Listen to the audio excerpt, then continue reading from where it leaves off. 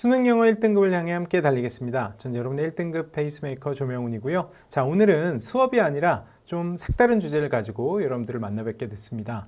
특히 중학교에서 이제 고등학교로 막 올라온 예비고1 학생들 같은 경우에 앞으로 영어를 어떻게 공부해야 될지 좀 고민이 많을 것 같아서 그런 학생들에게 좀 도움을 줄 수 있는 학습법 관련 영상을 제가 좀 준비를 해봤으니까요. 저랑 같이 하나하나 슬라이드를 좀 보도록 하겠습니다. 자, 일단 중등 영어와 고등 영어는 어떻게 다른가? 아주 현격하게 차이가 좀 나거든요. 자, 일단 어휘를 보시면 일단 중등 영어에서 다루는 어휘 자체가요 1800단어 정도 내외라고 보시면 되겠고, 고등 영어에서 다루는 단어는 거의 2배가 넘어가죠. 4000단어 내외라고 보시면 되겠습니다. 그래서 훨씬 더 많은 단어를 알아야만 지문 내용을 이해할 수 있다라는 게 일단 첫 번째 차이라고 보시면 되겠고요.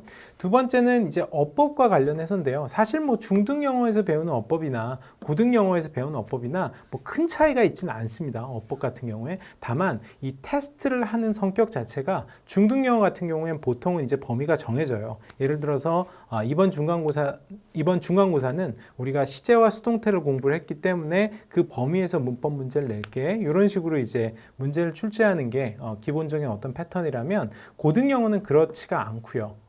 그 중간고사가 됐든 기말고사가 됐든 기본적으로 전범위에서 출제를 한다라고 보셔야 합니다. 그래서 우리가 고등 과정으로 올라가기 전에 기본적으로 중등 과정에서 배웠던 어법들을 좀 한 번쯤 좀 정리를 하고 좀 종합적으로 어떤 문제를 던졌을 때 그걸 해결할 수 있는 능력, 그거를 좀 기르는 게 어법 부분에서는 특히나 중요하겠다라고 말씀을 드릴 수가 있겠습니다. 근데 사실 중등 영어와 고등 영어에서 어휘와 어법에서의 차이보다도 가장 현격하게 차이가 나는 부분은 바로 독해라고 얘기를 할 수가 있겠어요. 그래서 기본적으로 중등 영어에서 다루는 독해 지문들은요, 굉장히 소재 자체가 구체적이고, 뭐 어제 뭐 부모님과 함께 뭘 하면서 있었던 일이라든지, 그치? 아니면 뭐 발렌타인데이의 어떤 기원이라든지 아주 단순한 소재인 경우가 굉장히 많습니다. 그래서 사실은 해석만 잘 해도 뭐 우리가 그 지문의 내용을 이해하는데 큰 무리가 없는 경우가 많거든요. 그렇죠?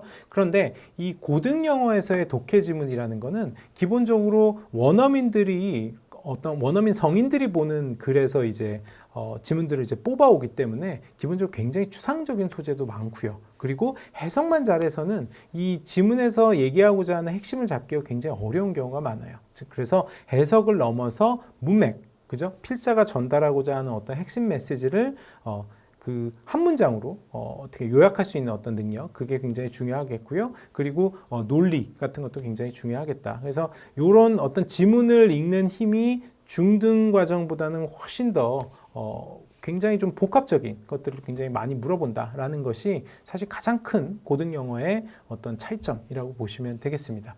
자, 1등급과 관련해서는 중등 영어는 이제 상위 40% 안에서만 들면 1등급 받을 수가 있지만, 고등 영어 같은 경우에 내신은 상위 4% 안에 들어야 되고요.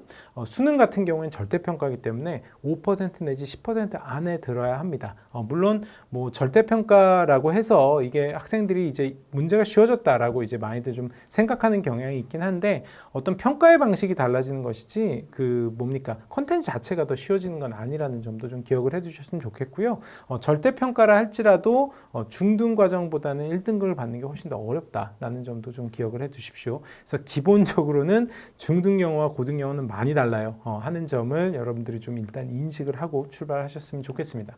두 번째로는 내신과 수능, 그죠? 우리가 이제 대학을 가는데 이제 결국 필요한 건 내신에서의 점수 그리고 수능에서의 점수인데, 그 두 개는 어떻게 다르고 어떻게 대비하는 게 효과적인지를 좀 말씀드리겠습니다. 자, 보면 보통 내신 영어라고 하게 되면 여러분들이 이제 진학을 하게 될 그 고등학교에 어떤 그동안 출제가 됐었던 문제들, 기출 문제들을 좀 살펴보게 되면 사실 수능이랑 유형이 많이 다르다라고 얘기를 할 수는 없어요. 그런데 기본적으로 내신 영어에서 독해 문제라고 하는 거는 어떤 주어진 범위 내에서 문제가 출제가 되기 때문에 아무리 좀 변형을 해도 학생들이 대체로는 잘 대처를 하는 경향이 있죠. 그래서 보통은 어떤 변별력을 갖추기 위해서 학교에서 쓰는 방법은요, 왜냐하면 상대평가니까, 그쵸? 학생들을 이제 줄을 세워야 되는 겁니다. 상위 4%, 상위 7%, 상위 11%, 이런 식으로 줄을 세워야 되는 거기 때문에, 결국에는 어법에서 이제 변별력을 확보하려고 한단 말이죠. 아주 아주 세밀한 어법 지식을 물어본다든지 아니면 서술형 같은 걸 통해서 이제 변별력을 확보하려고 합니다. 그래서 대체로 우리가 뭡니까? 내신 영어에서 좋은 성적을 받는데 필요한 건 물론 독해 실력도 중요하겠지만 어법과 서술형에 대한 대비가 무엇보다 중요하다고 얘기를 할 수 있겠고, 아마 여러분들 학교 이제 그 등교하기 시작하면 아시겠지만 학기 중에는 거의 내신 대비만 하느라 거의 대부분의 시간을 보내게 될 겁니다. 그래서 사실은 수능 영어를 우리가 좀 깊이 있게 준비할 수 있는 시간은 사실 그렇게 많지가 않아요. 그래서 방학 같은 시기를 좀 여러분들이 좀 잘 활용을 할 필요가 있습니다. 특히 지금 같은 겨울방학을 좀 잘 활용을 해야지 학기 중에 가서 뭔가 수능 영어에 대한 대비를 하기는 굉장히 어렵다는 점 좀 기억을 해두셨으면 좋겠고요. 특히나 이 수능 영어 대비는 내신과는 좀 다르게 어휘, 그렇죠? 어휘와 독해입니다. 근데 아까 말씀드렸던 것처럼 내신은 시험 범위가 정해져 있잖아요. 근데 수능은 그렇지가 않단 말이에요. 그래서 내가 처음 보는 단어 혹은 처음 보는 문장 그걸 정확하게 이해하고 어떻게 문제를 푸는 어떤 그 프로세스를 연습을 해야 되는 것이고, 그래서 이 과정을 방학 기간에 특히 좀 잘 활용을 해서 공부를 좀 많이 해 두셔야 되겠습니다. 자, 그래서 예비고일 영어를 우리가 어떻게 공부하면 좋을지 좀 영역별로 좀 나눠서 좀 설명을 드릴게요. 일단 첫 번째로는 어휘입니다. 우리 흔히 이제 단어 외운다고 얘기 많이 하잖아요. 그렇죠? 자, 그것과 관련해서 제가 좀 말씀드리고 싶은 거는 이게 굉장히 유명한 이 그래프예요. 에빙하우스의 망각곡선이라는 건데, 우리가 어떤 학습을 하고 나서 얼마나 빠른 시일 안에 그 학습을 한 내용을 망각을 하게 되는가를 이제 보여주는 그래프라고 보시면 되겠어요. 학습 뒤에 10분, 1일, 1주, 한 달에 걸쳐서 이렇게 굉장히 빠른 시간 동안 망각이 이루어지게 되죠. 그래서 사실 우리가 이 단어만이 아니라 어휘만이 아니라 사실 모든 학습의 핵심이라는 건 이 망각에 맞서서 인간이 얼마나 많은 정보를 내가 장기 기억으로 옮길 것인가 하는 점이라고 얘기를 할 수가 있겠어요. 그렇죠?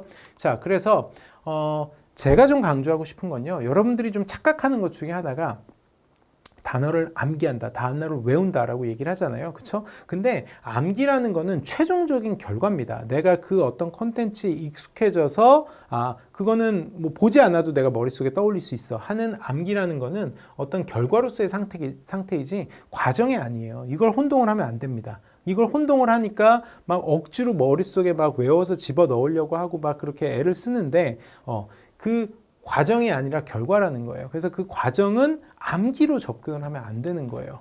제가 강조하고 싶은 거는 결국 우리가 이제 이 학습이라는 과정은 단기 기억에 우리가 넣었던 것을 이제 장기 기억으로 옮기는 거란 말이에요. 단기 기억이라는 건 기본적으로 휘발성이 높기 때문에 내가 뭐 예를 들어서 우리가 중간고사나 기말고사 대비로 뭐 벼락치기 같은 거 하잖아요. 그러면 그 당일이나 그 다음날까지는 어떻게든 그 기억이 보존이 되겠지만 그게 한 며칠만 지나도 금방 망각이 돼버린단 말이에요. 그렇죠? 그럼 그 망각에 맞서서 우리가 할 수 있는 건 이것밖에 없습니다. 즉 뭐야? 반복밖에 없다는 거예요.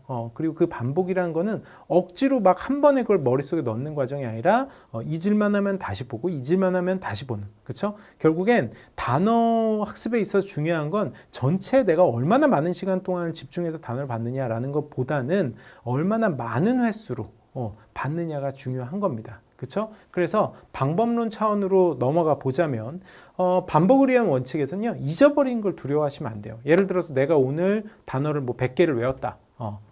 그래서 열심히 공부를 해가지고 100개를 내 걸로 만들었다라고 칩시다. 근데 그거를 다음날 갔는데 100개가 온전히 내게 돼 있겠지, 이런 터무니없는 기대를 하시면 안 된다는 거예요. 다음날 되면 그 중에 뭐 절반가량이 거의 망각이 됐을 가능성이 크고, 일주일쯤 가면 그 중에 뭐 한 20-30%밖에 안 남게 되죠. 이렇게 잊어버리는 과정 자체에서 스트레스를 받으면 안 돼요. 그거 자체가 굉장히 자연스러운 과정인 것이고, 다만 잊어버리는 건 잊어버리는 걸로 두되 그날 해야 될 분량을 최대한, 예를 들어서 어제 100개를 했으면 그걸 가지고 오늘 잊어버렸네 하면서 스트레스를 받기 시작하면 진도를 우리가 나갈 수가 없어요. 그래서 어제 공부한 분량은 어제 공부한 분량대로 남겨두고 그건 또 나중에 본다라고 생각하시고, 오늘은 또 오늘 공부해야 될 분량을 계속 반복을 통해서 그 분량을 내 걸로 만든 작업을 하십시오. 잊어버리는 걸 신경 쓰시면 안 돼요. 잊어버리는 건 너무 당연한 겁니다. 어차피 다시 볼 거니까요. 그리고 자투리 시간을 활용을 하셔야 돼요. 제일 안 좋은 이 단어 공부법이 뭐 1시간, 2시간을 정해놓고 단어만 열심히 외우고 있는 거예요. 그렇죠? 그럼 그때는 반짝 외울 수 있을지 모르겠지만 이게 또 다음날 가면 잊어버리고 그 다음날 가면 잊어버리고 이런 식으로 되기 때문에 그렇게 하시면 안 되고, 한 번 보는 시간을요 10분 내지 15분으로 해야 합니다. 그걸 넘어가면 안 돼요. 내가 예를 들어 오늘 하루에 한 50개를 공부하기로 했다라고 하면 한 10분 정도가 적당할 거고요. 예를 들어 뭐 7, 80개를 공부하기로 했다라고 한 15분 정도가 적당할 겁니다. 그래서 그 기간을 한 번의 횟수로 하고 그 한 번이 어떻게 연속이 되면 안 돼요. 중간에 뭔가 인터벌이 있어야 됩니다. 뭐 국어 공부를 하다가 다시 한번 보고 수학 공부를 하다가 다시 한번 보고 제가 아까도 말씀드렸죠. 총량이 중요한 게 아니라 몇 시간을 공부했냐가 중요한 게 아니라 몇 번을 봤느냐가 중요한 거라고요. 횟수가 중요한 겁니다. 단어에서는. 그래서 자투리 시간 활용이 이제 효율적이다. 이제 짬이 나는 시간을 잘 활용하는 게 효율적이라고 얘기를 하는 것만이 아니라 자투리 시간을 활용해서 봐야만이 우리가 어떤 그 단기 기억의 한계를 극복을 할 수가 있는 겁니다. 아시겠죠? 그래서 최대한 빠른 시일 안에 일회독을 마치는 게 무엇보다 중요해요. 제가 어제 공부한 건 어제 공부한 대로 남겨두고 그게 시간이 흐르면서 잊혀지는 건 어쩔 수 없다. 그냥 오늘 해야 될 분량을 어떻게 충실하게 공부하는 데 신경을 써라. 그래서 빨리 일회독을 마치고 일회독을 마쳤다고 해서 그 단어장에 있는 모든 단어가 내게 됐을 리가 없죠. 아마 다 한번 보고 나서 기억이 나는 건 한 20-30%밖에 안 될 겁니다. 근데 그게 당연한 거라니까요. 그리고 나서 이제 2회독으로 넘어가는 거죠. 일단은 한 번을 그렇게 보고 2회독, 3회독, 4회독, 회독수가 늘어나면 늘어날수록 어떻게 내 장기 기억으로 옮겨진 단어의 개수는 점점 더 늘어나게 되고요. 그리고 회독수가 늘어날수록 그 한 회독을 하는데 걸린 시간 점점 더 줄게 될 겁니다. 예를 들어서 1회독을 하는데 30일이 걸렸으면 2회독 할 때는 뭐 25일, 뭐 3회독 할 때는 20일 이런 식으로요. 문제 아시겠죠? 그렇죠? 그래서 1회독을 최대한 빨리 끝내야 반복을 할 수 있는 어떤 기본 토대가 만들어진다는 점. 그래서 겨울방학 동안 아무리 못해도 한 권의 단어책을 1회독을 하셔야 돼요. 암기가 아닙니다. 한 번을 어쨌든 봐야 한다는 거예요. 아시겠죠? 그래서 다시 한번 강조하지만 어휘 학습에서 중요한 건 횟수가 중요한 거고요. 횟수. 그래서 내가 얼마나 자주 보는지가 중요한 것이고 잊어버리는 데서 스트레스를 받으면 안 됩니다. 알겠죠? 그래서 최대한 빨리 1회독을 마치시고 회독수를 늘려가는데 집중을 하시면 제가 보기에 뭐 충분히 여름방학 전까지는 못해도 한 3회독 정도는 할 수 있을 겁니다. 아시겠죠?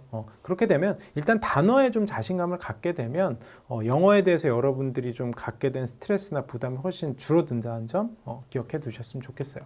자, 다음 어법이에요. 어법은 사실 뭐 중학교 때 사실 연습을 많이 하셨을 겁니다. 근데 몇 가지 원칙을 좀 말씀드리면 저는 어법을 공부할 때 제일 좀 싫었던 게 규칙을 암기해야 된다라는 압박이 되게 싫었단 말이에요. 근데 그걸 암기하려고 하시기보다 원리를 이해한다라는 데 좀 초점을 맞춰서 공부를 하셨으면 좋겠습니다. 특히 처음 볼 때는요.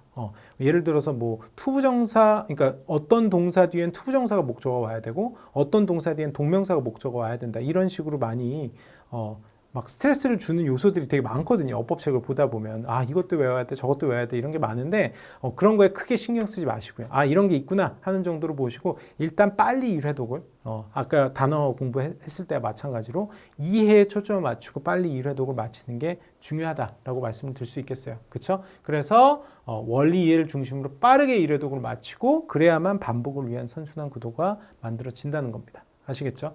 그리고 원리를 익혔으면 실전 문제에 좀 적용하는 연습이 필요해요. 우리가 문법 책에 있는 모든 내용들이 다 문제로 출제가 되는 건 아니거든요. 그렇죠? 문제를 풀어봐야 그 많은 문법 사항들 가운데 문제로 출제되는 건 사실 정해져 있구나 하는 걸 아실 수가 있게 됩니다.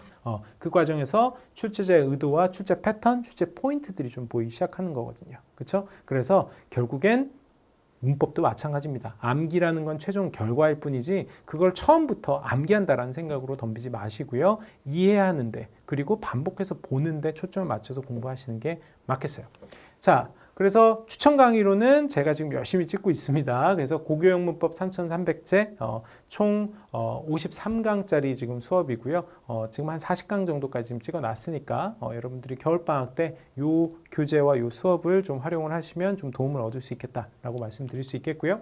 자, 마지막 독해입니다. 자, 수능 독해를 기준으로 말씀드리면 크게 세 가지 단계로 좀 나눠서 말씀드릴 수 있을 것 같아요. 일단 쉬운 유형. 그죠? 뭐 목적이나 심경이나 주장, 요지, 도표, 일치, 불치, 실용문, 세 문항짜리 작문 독해 이런 것들은요. 기본적으로 해석만 잘해도 충분히 잘 풀 수 있는 문제들이에요. 단어 공부 열심히 하시고 해석에 초점을 두고 여기까지만 잘해도 한 3등급 정도를 맞는 데는 문제가 없습니다. 그렇죠? 그런데 이제 문제는 여기서부터예요. 우리가 흔히 준킬러라고 부르는 유형이거든요. 주제, 제목, 밑줄 추론, 무관한 문장, 뭐 요약문, 장문, 두 문항짜리 장문 독해, 뭐 어휘 이런 것들이라고 볼 수 있는데 자, 요런 유형들은요. 해석만 잘해가지고는 좀 어렵고 문맥 파악이 핵심입니다. 왜냐하면 여러분들이 아무리 영어 공부를 열심히 해도 결국 수능장 가서요. 모르는 단어를 만날 수밖에 없고요. 해석이 안 되는 문장을 만날 수밖에 없어요.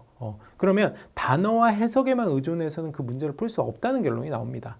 그럼 어떻게 해야 돼? 내가 모르는 단어가 있어도 혹은 해석이 안 되는 문장이 있어도 필자가 전달하는 핵심을 잡아낼 수 있는 능력. 그게 문맥 파악이거든요. 그렇죠? 그 능력을 평소에 좀 많이 배양을 할 필요가 있겠습니다. 자, 마지막으로는 우리가 킬러 유형이라고 얘기를 하는 뭐 빈칸 추론, 글의 순서, 문장 삽입입니다. 이 유형들은 단어도 알아야 되고 해석도 할 수 있어야 되고 문맥 파악도 할 수 있어야 되는데 각각의 유형들의 어떤 출제 패턴 혹은 출제 포인트 이런 것들이 있단 말이에요. 그래서 그런 유형별 전략을 학습을 좀 할 필요가 있겠다. 사실은 단어와 해석 같은 경우는 여러분들 혼자서도 충분히 할 수 있지만 이 문맥 파악이라든지 혹은 유형별 전략 같은 건요. 사실은 좀 수업에 도움을 받을 필요가 좀 많다라고 얘기를 할 수 있겠어요. 그렇죠? 그래서 제가 일단 1차적으로 추천을 드리는 건 고1 학생들한테 수능 영어 유형별 집중 공략 첫 단추 독해 유형. 이제 유형별로 어떻게 접근하는 게 좀 효과적인지 문맥 파악에서부터 유형까지를 알려주는 수업이라고 보시면 되겠습니다. 그래서